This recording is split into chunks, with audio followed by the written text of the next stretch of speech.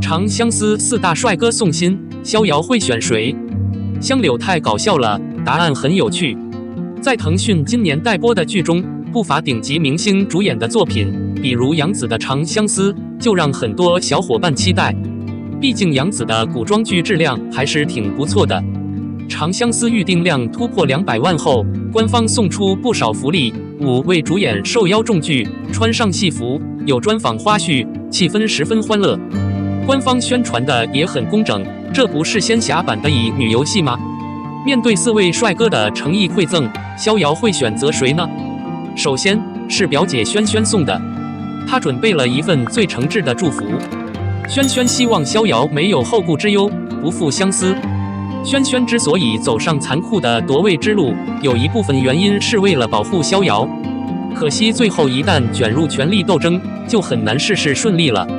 最终，萱萱赢了天下，却输了逍遥。还有最温柔的小狐狸涂山璟，风流的17准备了漂亮的花束，应该是凤凰花吧。面对这样一只深情款款的小狐狸，真是让人难以拒绝。涂山璟可以为逍遥付出一切，虽然两人中间产生了误会分开，但好在最后苦尽甘来。涂山璟一个人终于可以做属于小六的17了。原本高冷的香柳突然风流起来，着实会吓到不少人。这次香柳利用了他的9头9段恋情。还有人说这怎么玩？香柳在原著中确实不够温柔，不够浪漫，但她为逍遥默默付出的一切，每一个读者都会为之感动。香柳在逍遥和涂山璟的祝福下，终于战死沙场。最后一位就是逍遥的前未婚夫赤水丰隆，一个凭借实力圈粉的帅哥。王弘毅和冯亮的契合度也是极好的，从他的脸上就能看出来。而王弘毅本人也是长相思的粉丝，展现了丰隆的青春活力。丰隆拿来了头子，邀请逍遥一起玩。这4个帅哥都和逍遥结下了不解之缘。面对他们的邀请，他会选择谁？大家都很诚恳，逍遥全部选择接受，这个回答在意料之中。这个有趣的方案非常符合 Sauvignon Blanc 的设定，官方真的跟上了潮流。如今的逍遥乃是断水之主。此次5位主演重聚拍摄素材，新鲜花絮不少。拍完戏大家都分开了这么久，这次重聚可见气氛还是很不错的。优秀的演员总是有默契的，我非常期待长相思。我希望在6月与观众见面。5.17至诚意，永远像太阳一样闪耀的琪琪子，生日快乐！大概是菱角被现实磨破了，我以为我再也不会追星了，我以为再也没有人能激起我的热情，尤其是有了孩子，生活一团糟，没有自己的空间、时间和自由。因沉香的香气而认识程怡，看海报的时候不认识这个男主，也没那么惊艳。因为杨紫去看了这个节目，最后爱上了，一发不可收拾。回想几天熬夜看完《琉璃》，感觉自己失恋了。司凤真的是太温柔太善良了，程毅真的是太会演戏了。在《琉璃》里，他不是最帅的，但确实是最让人印象深刻、最动人的。那一刻，我好后悔，怎么这么晚才遇到他？之前看过《青云志》，当时也觉得林惊羽很帅，没想到是程毅演的。从去年开始，我虚构了很多他的过去，更加喜欢他了。感觉毕业这么多年了，应该很理性吧？但是认识他就有点不理智了。知道自己过去有太多的困难，一路走来，他在娱乐圈中挣扎，但他不忘初心，始终专注于演戏。看了综艺，他也挺真实的，不做作，有点幼稚可爱。与粉丝打交道从来没有什么大牌，总是热情的打招呼。就算是受伤了，拍完戏的时候，陈翔还是一瘸一拐的跟大家打招呼，一点也不装，看得出来是被照顾得很周到，真是一个优秀的人。归根结底，周易安的发型不加滤镜就没那么好看了，但是颜值也很给力，让人很喜欢。很多话想对他说，却后悔认识他太晚了。看了长沙那期后，我对他的来龙去脉有了更多的了解。他是一个非常孝顺的男孩，也非常自律。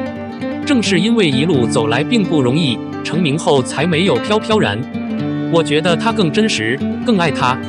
我也在网上看到很多人黑他，用以前的照片说他整容什么的，真是烦人。以前的他只是个小透明，没有造型团队，没有包装，还是原来的自己，五官明明总是好看的。他向来是靠实力的，琉璃的火就证明了一切。在他身后，他从不节制地吃太油腻的食物。他分明是湖南人，地方味道浓，就算是偶尔和朋友见面，也不会出格。所以这些年，在容貌方面，她也是越来越漂亮了。我喜欢穿花衬衫，因为我觉得它能给人带来好心情。今天是你的生日，昨晚看到了果果准备的无人机和烟花，它们是如此美丽，我真的失眠了。诚意，琪琪子生日快乐，愿你永远像太阳一样灿烂。你的事业会一步步上升，你会天天开心，然后你会找到你幸福的家庭。现在很期待你的新剧《荷花楼南风之我心》，还有正在拍摄中的《英雄》。没有你戏的日子，我只能一遍遍看着司凤、唐周、渣男玄烨、范桂君，生活因为有你而更加甜蜜。亲爱的，你生日快乐！战损是男人最好的嫁妆，最后一个至今无从谈起。最近被一个词条吸引了，那就是战损是男人最好的嫁妆。小编一看到这个话题，脑子里瞬间就浮现出下面这几个男人，真的好帅啊！但是最后一个到现在还不能说。第一名，程毅。小编第一次喜欢上程毅是在《琉璃》这部剧里。看《琉璃》的时候，每次看到程毅吐血的样子，都觉得很好看。能吐出这么美好的吐血感，让人心疼。而之后程毅的其他剧也是继续吐血，所以他也喜提吐血王子的称号。所以战损必须提名程毅。第二名，罗云熙。罗云熙饰演的古装简直堪称完美。叫其他明星尝试其他风格的角色，罗云熙却告诉他永远演古偶。因为若是罗云熙不充当古傀儡，他会少了很多身着仙服的妖孽角色。而他最近完成的《长月烬如霜》，真的发现罗云熙就是为仙侠剧而生的，太好看了。《长月烬》中的战损妆也很吸睛。第二名，罗云熙。罗云熙饰演的古装简直堪称完美。叫其他明星尝试其他风格的角色，罗云熙却告诉他永远演古偶。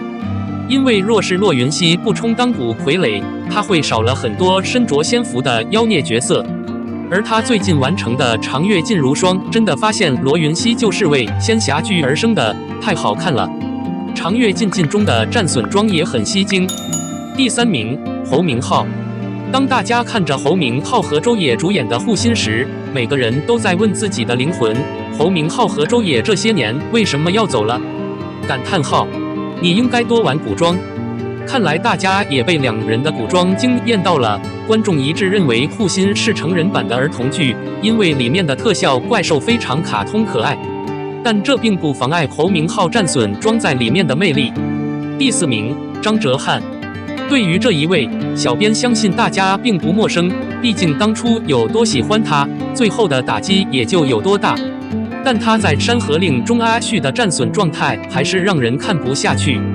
你认为还有谁可以提名？